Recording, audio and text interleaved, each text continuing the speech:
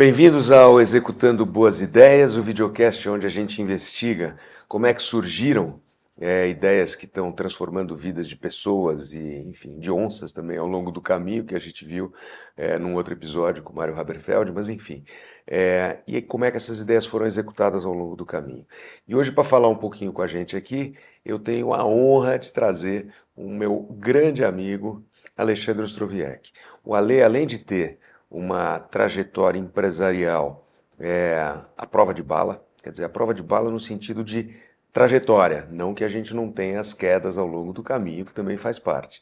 Ele teve uma ideia um tempo atrás de devolver alguma coisa para a sociedade através de uma iniciativa que se transformou no ranking dos políticos. Nós vamos falar um pouquinho disso, que é um negócio transformador e que eu tenho o maior respeito e admiração por esse trabalho que ele vem fazendo. Então, Ale, baita prazer estar aqui com você, né? E para começar, eu queria que você contasse um pouquinho para a gente como que começou a tua trajetória empresarial. Você veio lá de trás de um negócio do teu pai, né, que fazia reposição de tinta para impressora e coisa tal, toner. Conta um pouquinho disso para a gente, como foi a origem e Beleza. de onde surgiu um pouquinho a tua atividade empresarial. Boa tarde, Geraldo. Boa tarde, pessoal que está nos acompanhando. É um prazer estar aqui. É, Bom, resumindo 47 anos em um minuto. Família de imigrantes que chegaram pobres aqui da Polônia, sem um centavo no bolso. Meus avós são sobreviventes de campo de concentração nazista. Então, não podia ter origem mais humilde possível. Não tinha dinheiro, não falava a língua, não conhecia ninguém. A família foi se estruturando, dando muita educação para os filhos e netos. E quando eu tinha 24 anos, já estava há 2 anos na empresa que meu pai fundou, a Multilaser, como você falou, no ramo de cartucho de impressora. Meu pai foi tocando isso de 87 até 2003, porém ele faleceu num acidente marítimo. Ele desapareceu no mergulho. é mesmo, eu não sabia Você não disso. sabia disso? Mergulhando, fazendo caça Meu pai submarina? estava fazendo mergulho de observação e desapareceu no mar. Não se sabe o que aconteceu com ele. Eu estava na empresa há pouco tempo, assumi as operações da empresa, Você tinha quantos anos isso? 24. E aí, nesse momento, a empresa já tinha um faturamento de mais ou menos 20 milhões de reais, tinha mais de Isso no ano. no ano, 20 milhões ano, cento e tantos funcionários, e eu era um moleque recém-formado, sem experiência para tocar aquilo. E aí a vida foi empurrando, tive sorte, tive trabalho duro, consegui arrumar um sócio que entrou comigo, o Renato Feder, e a gente foi tocando o negócio, diversificando as atividades da Multilaser, chegando ao ponto que muita gente conhece aí, quem tem um mouse da Multilaser, ou um tablet, ou um pendrive, ou enfim, inúmeras coisas que a Multilaser vende hoje. Então nós fizemos parcerias internacionais, hoje a Multilaser tem quase 5 mil diferentes produtos em 3 fábricas aqui no Brasil, tem escritório na China, é uma das maiores empresas de eletrônicos hoje do Brasil, graças a Deus. E é o trabalho que vocês fizeram, né, Alexandre? Que você pegou essa empresa, você e o Renato, com um faturamento de 20 milhões e 100 funcionários, e hoje a Multilaser é esse Hoje está batendo 5 bilhões de reais. 5 Então, bi. um aumento aí de mais ou menos 200 vezes nesse período. 200 vezes em quantos anos? Em 23 anos. 23 anos. Quer dizer, e fora que vocês tiveram uma história de abertura de capital também, que foi impressionante o valor que vocês conseguiram criar na empresa naquele momento no tempo, né? Foi 2021, foi um momento bom de abertura para abertura de capital. O juro chegou a bater 2% ao ano. Então, todos os valuations de empresas estavam muito altos. De lá para cá, o juro indo de 12 para 15 acabou machucando muito o preço das empresas. Mas eu estou super feliz de ter feito o IPO, super grato, super orgulhoso da Multi. Não, e da trajetória que você construiu junto com o Renato, né?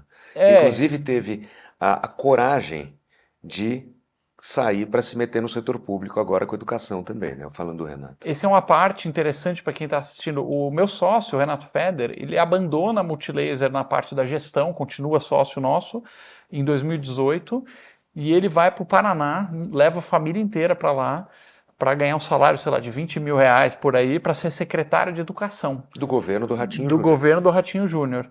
E aí, na gestão agora, ele encerra a gestão dele, 4 anos, e vem para São Paulo para ser agora, ele é o secretário de Educação de São Paulo, ele tem, se não me engano, a maior rede pública do planeta Terra. Ele tem 3 milhões e meio de alunos. Pra você ter uma ideia, a gente esteve aqui com o Jair Ribeiro, que também tem aquela iniciativa de educação com a Parceiros da Educação. Sim. Ele estava falando que é do planeta, a maior rede. Ele confirmou, Ele então já é isso. confirmou, e ele falou que, por exemplo, nos Estados Unidos, a maior é a de Nova York, que, se eu não me engano, tem 500 mil alunos ou alguma coisa assim, É uma entendeu? absurdo, né? Aqui 3 milhões e meio, 3 então milhões e é meio. uma Então, loucura o impacto que ele não, mas tem. muito legal também dele ter, e vocês dois terem trazido a Multilaser até o momento que ela chegou, muito com esse espírito de dono e essa coisa leve, né? Eu tive a oportunidade de acompanhar algumas iniciativas que vocês fazem, essa coisa de conseguir extrair o melhor das pessoas dentro desse ambiente de exigência, de performance, mas ao mesmo tempo de liberdade, de uma coisa leve, gostosa, é uma cultura corporativa muito legal também, né, É uma Ale? curiosidade que pouca gente conhece, a experiência mais importante formativa minha, o pessoal pergunta, pô, mas foi fazer GV, que é uma faculdade, sei lá, renomada, depois fiz MBA e não sei o que, um monte de atividades, disparado, a principal experiência da minha vida foi monitor de colônia de férias. Eu, eu fui 10 anos monitor num acampamento que não tinha adultos, os próprios Aham. monitores tocavam lá 70, 80 crianças. Cheguei a ser monitor, depois líder, depois dirigente da colônia de férias. Então lá era uma coisa de entreter adolescentes o dia inteiro, você tem que se virar, porque adolescente entediado é um perigo. A E oficina, como é que é? A mente ociosa é a oficina do demônio, né? Assim, exatamente. hã? E assim, o Renato também foi monitor, então a forma da gente gerir é muito marcada por isso. Você vai numa convenção de vendas, a gente está fantasiado, eu entro a cavalo na convenção, com a cara pintada de azul, gritando liberdade do Braveheart. Então tem uma coisa de palhaçada, de teatralidade. Os jogos e atividades que a gente aplica na empresa foram todos da época da colônia de férias que eu aplico. Então, se a gente vai num hotel, os hotéis falam assim, pô, mas quem vai ser o facilitador? Quem é a empresa de RH que vai coordenar, que vai propor os jogos? O pessoal fala, não tem facilitador, é o CEO. Como assim o CEO? O CEO está lá na frente, fantasiado, cheerleader, puxando a galera. Então, para o bem ou para o mal, isso criou um espírito na empresa também de informalidade, de dar para fazer, de criatividade, que ajudou a gente. E esse mesmo espírito, só fazendo um parênteses aqui, você vê que essa formação, que é o que você falou, não foi a GV, não foi nada disso. Esse mesmo espírito, ele pode muito bem coexistir com a seriedade e com a exigência da performance. A performance da Multilaser para chegar a criar o valor que vocês conseguiram criar é inquestionável. Independente disso, sabe, o que vocês multiplicaram, o faturamento da companhia, quer dizer, dá para você conseguir ter um ambiente de performance, de exigência, entendeu? De resultado, de foco em resultado, de você estar promovendo as pessoas certas, criar esse padrão, ao mesmo tempo tendo de uma forma leve, gostosa. E eu vejo muito isso no ranking hoje em dia.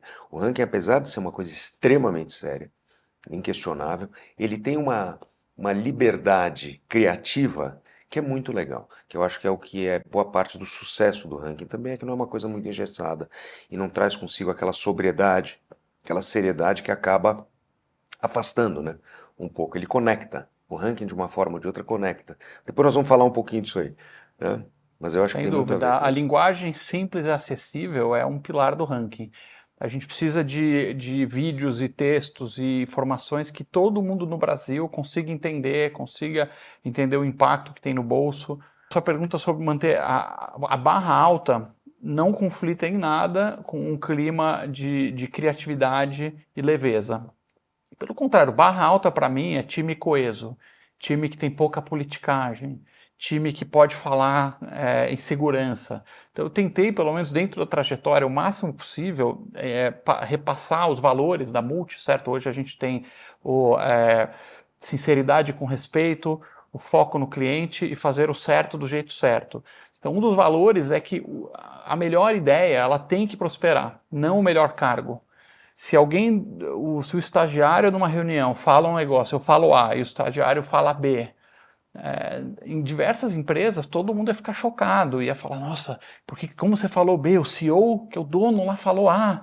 Na Multi eu tento valorizar ao máximo, assim, se o cara fala B, nossa, que ótimo que você deu essa ideia, cara, eu tô achando que a tua ideia é muito melhor que a minha, parabéns, vamos então experimentar a sua ideia, mesmo que for mais ou menos pau a pau, eu tento o máximo possível demonstrar a cada momento que as pessoas podem se arriscar, podem falar, e tentar baixar o nível de politicagem o máximo possível dentro das empresas, que é inevitável. E quando que começou a iniciativa do ranking? Vamos Começou o ranking quando a gente estava no avião, voltando de clientes, eu e o Renato, discutindo o Brasil, né? Então, assim, quem aqui é empreendedor, eu não preciso explicar nada, porque já sabe como as coisas funcionam. Quem não é empreendedor, tem outras atividades, muitas vezes não tem a menor ideia, mas nem a mais remota ideia do que é o Brasil. O Brasil, um hospício tributário, o Brasil, um hospício trabalhista, as regras malucas que mudam o tempo inteiro, o Estado atrapalhando quem produz o tempo inteiro. O Fazendo o que caos, pode para atrapalhar quem produz. fazendo o que eles puderem fazer para atrapalhar, para burocratizar, para dificultar você abrir empresa, dificultar você investir, dificultar você empregar, dificultar você manter o seu patrimônio, que é manter a sua empresa, as suas coisas. Assim, eu tenho causos de horror aqui que não daria no tempo para contar, mas uma infinidade de causos cabeludos que a pessoa de fora olha e fala, não é possível. Se a gente tiver tempo, a gente conta alguns. Eu acho que nós vamos contar pelo menos uns 2, tá? Ao longo do caminho. Vamos embora, então. Vamos embora. O primeiro eu estava falando com uma empresa multinacional eles têm 2 mil funcionários no Brasil e eles têm 100 mil funcionários no mundo. Então são 50 vezes mais funcionários no mundo. Só que 98% dos processos trabalhistas que eles têm no planeta Terra inteiro é no Brasil. Então imagina, o Brasil é 2% dos funcionários E 98%. e 98% dos processos trabalhistas. Empresa japonesa, tudo certinho, os chefes aqui são japoneses, que lá no Japão não levam processo nenhum. Então assim, é uma loucura, né? Ou o japa vem pro Brasil e dá a louca no japa, chega aqui o cara fica ganancioso, chega aqui o cara de repente do nada, o cara executivo da empresa começa, não, eu quero ferrar todo mundo, quero explorar mesmo. Ou o Brasil é uma loucura, né? Que é a mesma empresa, os mesmos caras. É o Brasil que fomenta esse tipo de iniciativa, né? Fomenta dos dois lados, a lei maluca, a cultura de processar, enfim, uma loucura. Impostos, eu tive assalto na fábrica, que depois eu fui fiscalizado e o fisco mandou eu pagar imposto sobre a mercadoria roubada no assalto. E aí depois, quando eu vou pedir para a polícia investigar e tentar recuperar, a polícia fala, não tenho gasolina no carro, vocês vão ter que me dar dinheiro semanal para eu botar gasolina no carro para poder ir atrás dos bandidos. Tipo, uma atrás da outra, posso ficar aqui até amanhã contando esses casos. Então, dada essa maluquice, a gente chegou à conclusão de que quase todos os problemas do Brasil estão no setor público, mais especificamente em Brasília. Então, é complexo o assunto, dá para falar que horas, mas se você perguntar assim, qual é o problema do Brasil? Tem um nome, Brasília. Consertar a Brasília é a única forma de consertar o Brasil, não tem outra. A gente pode ajudar 1000 ONGs, você está lá na creche, eu estou lá no hospital do bairro, o outro está ajudando tal ONG. É ótimo, isso é lindo e acho que tem que fazer. Não move o ponteiro, não muda nada no quadro geral do Brasil. Porque o poder público, os impostos, a maluquice, o desperdício, a corrupção, os privilégios, é tão grande, é tão gigantescamente, centenas de bilhões de reais, que afundam e afogam qualquer coisa que você fizer aqui e ali no varejinho. Então a gente falou, cara, nós precisamos ajudar a consertar Brasília. E onde está o poder em Brasília? O poder está no Congresso.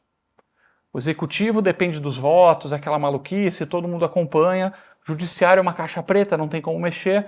O Congresso Nacional é o maior poder do Brasil e é onde ninguém olha, ninguém está nem aí. A galera vota num deputado tal, no dia seguinte esqueceu, e aí o deputado fica 4 anos lá fazendo lambança. Então o ranking dos políticos foi a solução que a gente achou, que como o nome diz, né, o próprio nome já diz o que é um ranking de políticos. Ele vai te dar uma nota igual a escolinha, 10 é a melhor e 0 é a pior. E todos os políticos de Brasília recebem uma nota de 0 a 10, e um ranking do maior para o menor. E a gente simplesmente fala, ó, esses são os bons, esses são os ruins. De acordo com o critério que vocês estão criando lá dentro, que é o mesmo critério para todo mundo de todos os partidos. Mesmo critério. O ranking dos políticos é apartidário. Pode ser um petista, fizer coisa boa, ganha ponto. Pode ser um cara do PSOL, ganha ponto. Um cara do PP, do PL, enfim. Qualquer partido, se fizer uma atuação boa, ele ganha pontos. E aí, óbvio que isso implora a pergunta, né? O que é boa? O ranking não se mete em temas polêmicos de costumes. Então, aborto, pena de morte, religião, não se mete em nada disso. O ranking só tem 3 pautas. Combate à corrupção, combate ao desperdício, combate aos privilégios. 3 pautas únicas, só isso. Se a atuação do parlamentar, se o parlamentar ele ajuda a combater corrupção, privilégio e desperdício, Ah, vamos enxugar aqui, vamos tentar vender uma estatal com prejuízo, vamos tentar reduzir cargo aqui que está sobrando, vamos reduzir o fundo eleitoral, vamos fazer qualquer coisa para apertar e aumentar a eficiência do Estado e reduzir essas coisas. Ele ganha pontos e sobe no ranking. Se o parlamentar fizer vagabundagem e começar a aprovar privilégio, benefício, penduricalho, aumento de gasto aqui, ele perde pontos no ranking. É simples assim.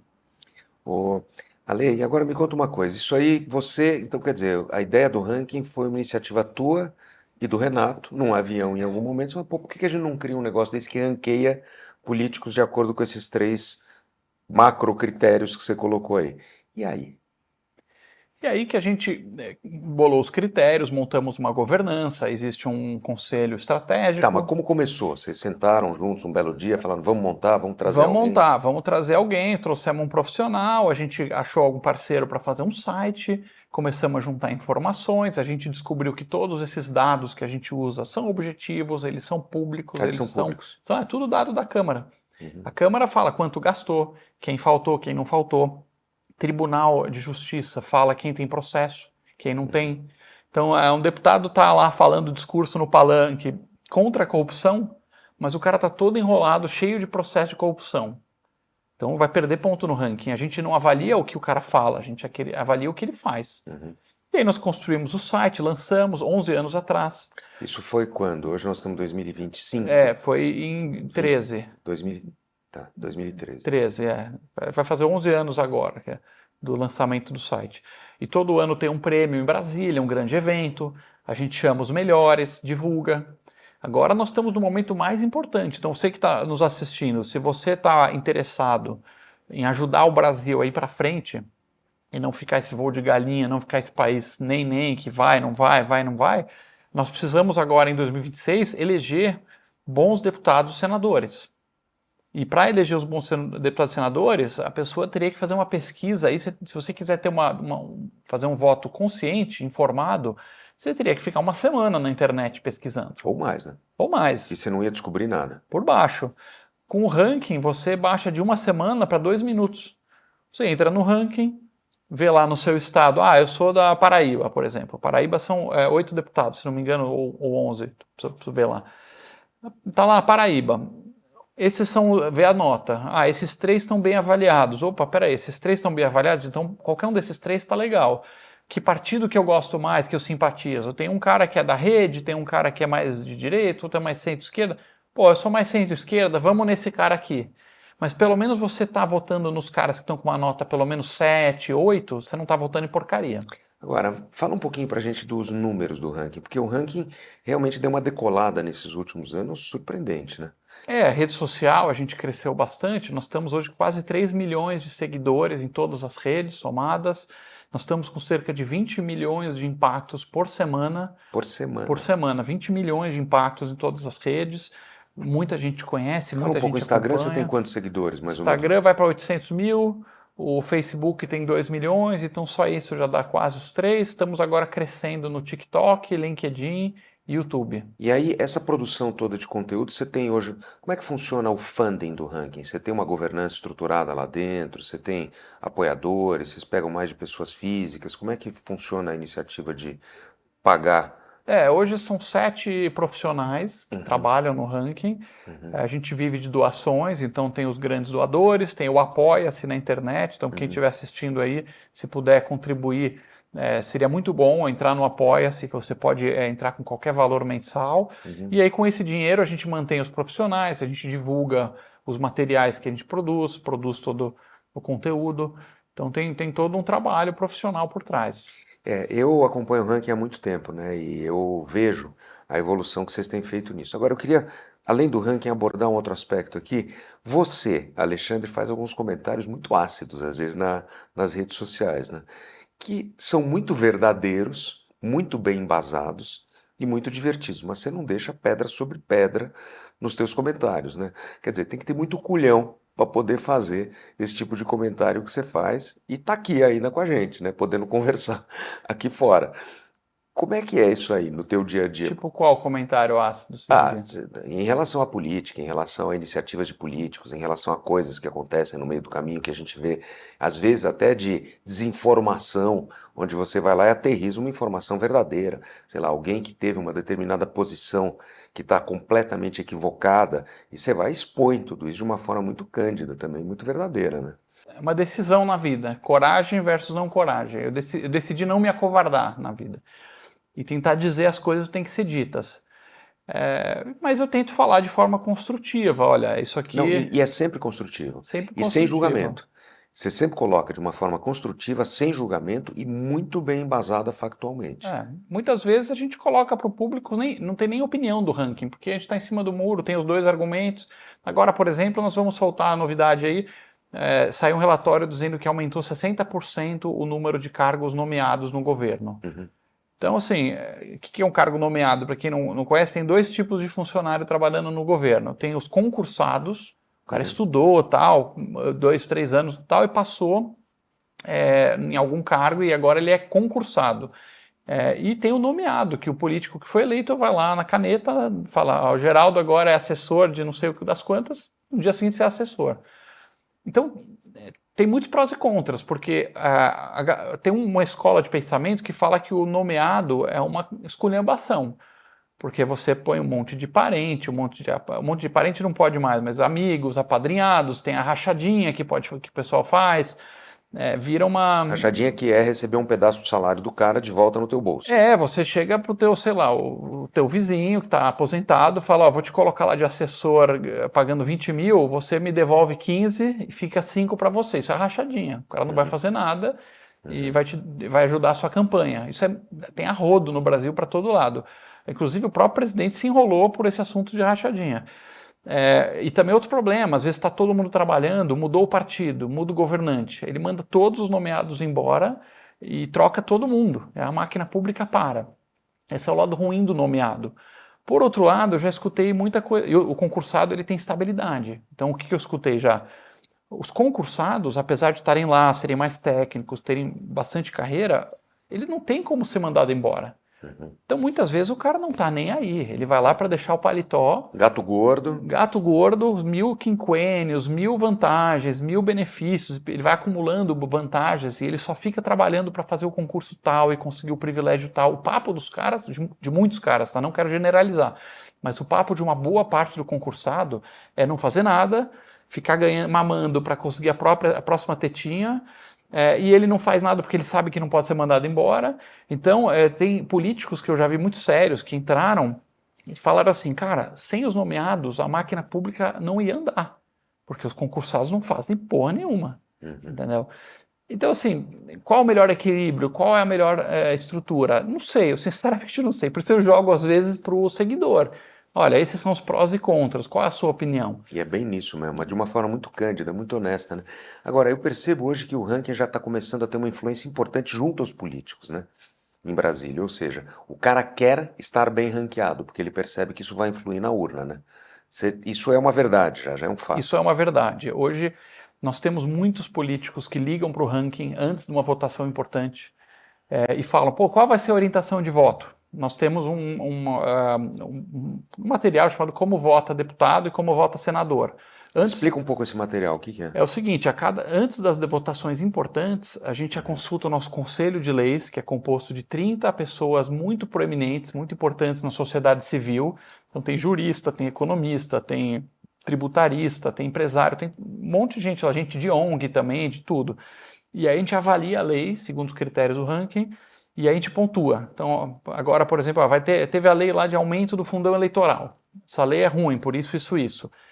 Quem votar a favor disso perde ponto.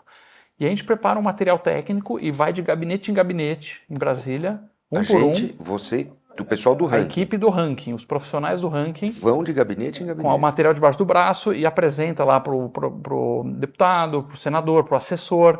E aí os caras às vezes cobram. Não saiu o material ainda. Como que vocês vão votar essa lei para o cara se posicionar? Como é que você orienta em relação à votação dessa lei? Exatamente.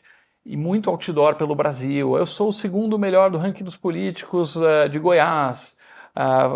escolhido com selo de qualidade pelo ranking dos políticos. Os caras falam em ranking dos políticos. Quer dizer, selo de qualidade. É, Você usou esse termo agora. é o selo de Selo de qualidade. qualidade. É o Exatamente. selo de qualidade do parlamentar.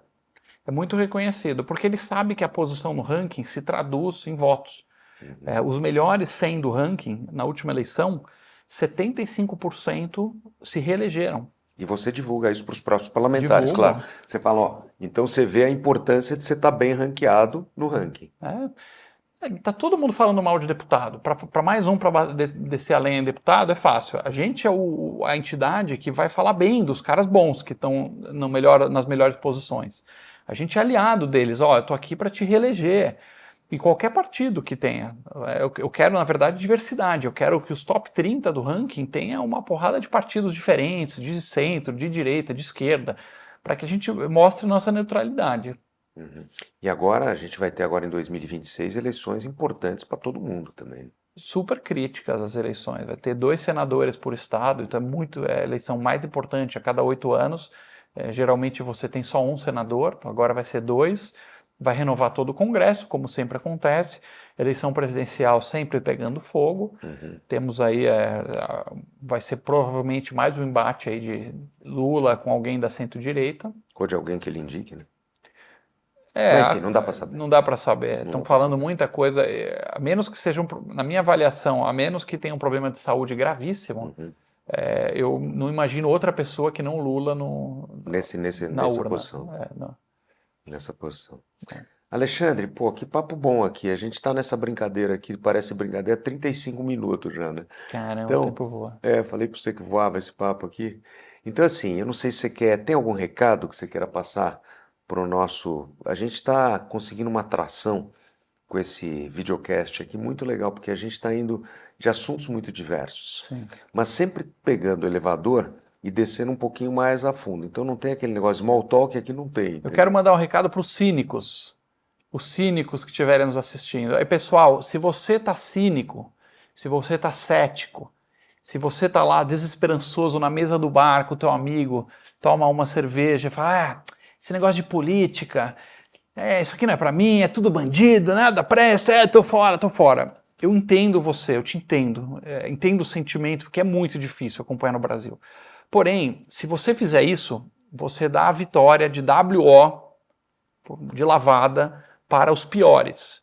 Esses piores, eles vão com certeza absoluta governar a sua vida. Você vai ser governado por alguém vai enfiar imposto em você. E esse imposto vai subindo, e os serviços públicos vão piorando, e o Brasil vai indo para o buraco. Então, não tem como ignorar a política. Eu garanto, existe na política bons e ruins, tem joio e tem trigo. Se a gente não se engajar, não acompanhar, não votar bem e pressionar, você pode ir embora do Brasil, beleza, igual fizeram na Venezuela, todo mundo que tinha algum dinheiro, alguma noção se mandou, ou você pode ficar aqui e ver as coisas afundando.